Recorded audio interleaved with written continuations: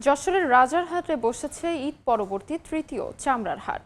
বিস্তারিত জানাতে সেখান থেকে সরাসরি যুক্ত হচ্ছেন সহকর্মী জুয়েল মৃধা। যাচ্ছি তার কাছে।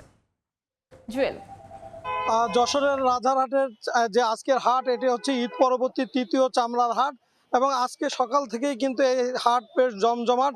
বিভিন্ন জেলার থেকে ব্যবসায়ীরা তাদের ক্রয়কৃত চামড়া, লবণ দেওয়া চামড়া এই হাটে নিয়ে এসেছেন এবং তারা সকাল থেকেই কেনা বেচা করছেন। তবে আমরা এখানে এসে যেটা দেখেছি যে চামড়ার দর নিয়ে একটি অসন্তোষ বিরাজ করছে।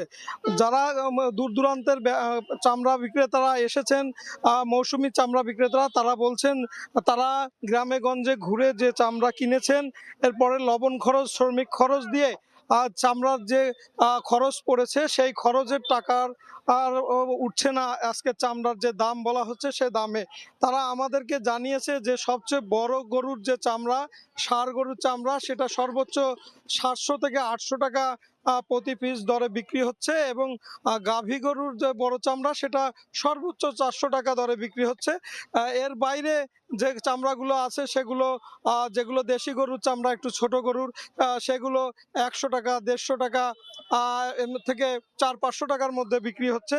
আর যে চামড়াগুলো ল্যাম্প স্কিন রোগের চিহ্ন রয়েছে বা কাটা ছেঁড়া রয়েছে, সেই চামড়াগুলো, গরুর চামড়াগুলো আকার ভেদে 30 থেকে 100 টাকার দামের ভিতরে এখানে বিক্রি হচ্ছে।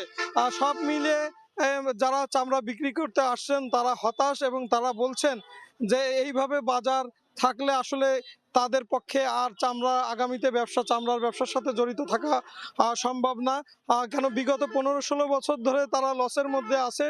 তারা আশায় বুক বেঁধেছিল বর্তমান সরকারের সময় হয়তোবা চামড়ার বাজার কিছুটা পরিবর্তন হবে, বৈশ্বিক বাজারে উন্মুক্ত হবে, তাহলে তারাও কিছুটা করে কমবে লস এবং তাদের যে পূর্বের লস সেটি পুষিয়ে নিতে পারবেন।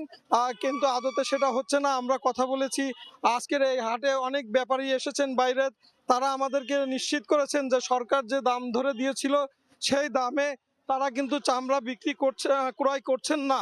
কারণ ট্যানারি মালিক বা কোম্পানি একটি দাম তাদেরকে নির্ধারণ করে দিয়েছে, তারা সেই দামেই চামড়া ক্রয় বিক্রয় করছেন এবং সেটা যদি না করেন আসলে তারাও কিন্তু লাভের মুখ দেখতে পারবেন না। ফলে এই একটি জটিল অবস্থায় চামড়ার ব্যবসা রয়েছে। এই অবস্থায় চামড়া ব্যবসায়ীরা দাবি জানিয়েছেন আন্তর্জাতিক বাজারে কাঁচা চামড়া রপ্তানির দ্বার খুলতে হবে, তাহলেই এই খাতকে রক্ষা করা সম্ভব হবে।